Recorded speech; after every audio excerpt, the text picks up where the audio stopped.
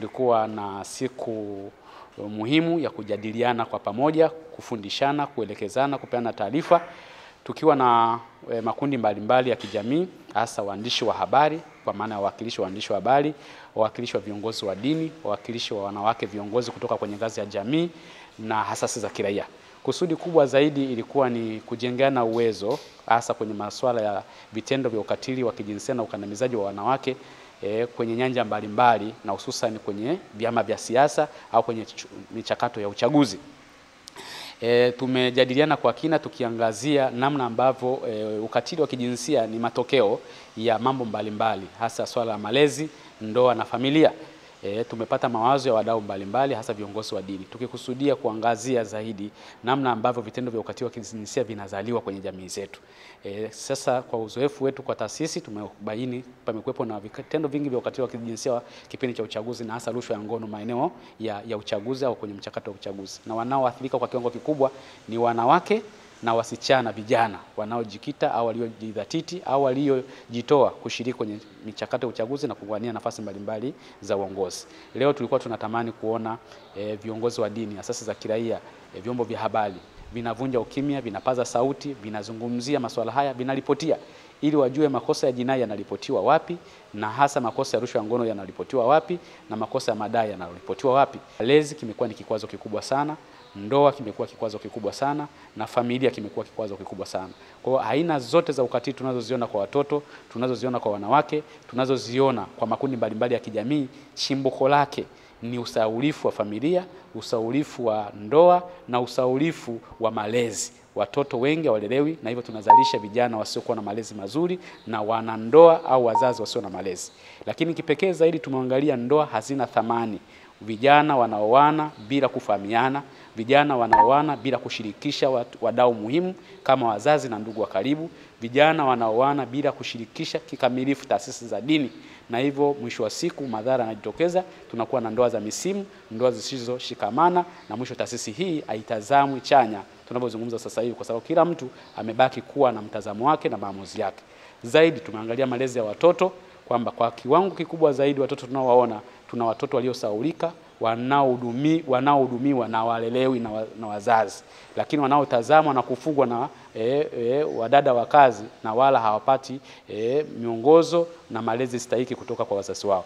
Zaidi tumeona watoto wanaozalishwa, wanaolelewa na mzazi mmoja, na wengine wanalelewa na bibi alei, babu alei. Badala yake wale wanabebeshwa mizigo, na mwisho wa siku wanazalisha au wanafiatua au wanatengeneza watoto wasiokuwa na misingi stahiki ya kimalezi, na mwisho wa siku tunakosa jamii na familia imara. Viongozi wa dini tunawashauri wazazi kwamba swala la malezi sio swala la kukurupuka, ni jambo muhimu, na kwa vile ni jambo muhimu, sio jambo la kubahatisha.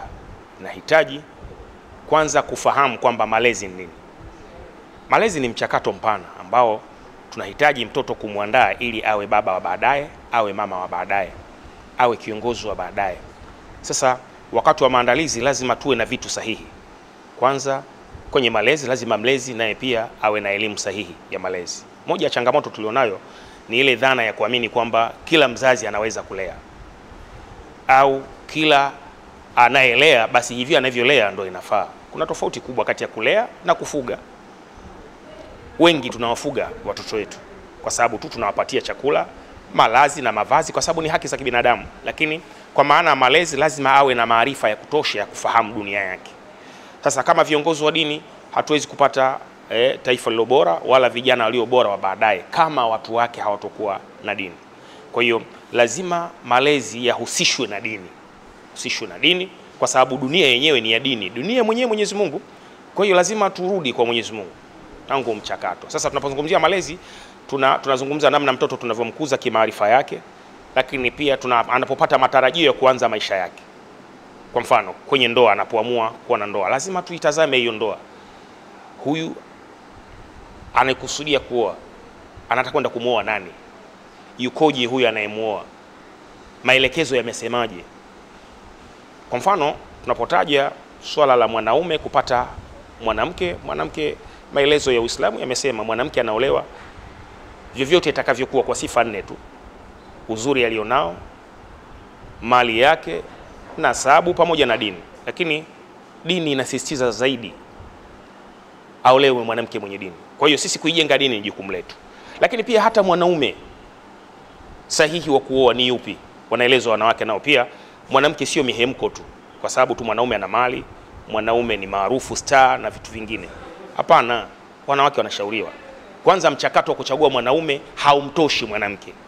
Ameshauriwa yule kiongozi wake. Mtume anasema atakapokujieni mtu ambaye nyie mtaridhika dini yake na tabia yake ndio muozesheni. Kwa hiyo tunataka tuhakikishe kwamba ili kuhakikisha kwamba tunapata jamii iliyo bora, kwa hiyo lazima tupate wazazi waliokuwa bora. Pato la maneno, rula iliyopinda haiwezi kunyosha mstari. Kwa hiyo tungekuwa na kitu ambacho kimewekwa standard kwamba mtoto akiamka asubuhi kama ana mama na baba apelekwe kwenye asasi fulani, kwenye taasisi fulani mpaka kula mpaka ataenda kupata malezi. Maelekezo ya malezi ni nipi ya kufanya, akiamka afanye nini, ingekuwa vizuri. Kwa sababu wengine watoto wanaamka tu atoka asubuhi yani kucheza mpaka usiku. Kwenda kwenye vibanda hasara vile ambavyo vinaonyesha videos ndio anakwenda kudumu huko, au kwenye kule ambako unacheza muziki kwenye mabaa utakuta anazunguka huko.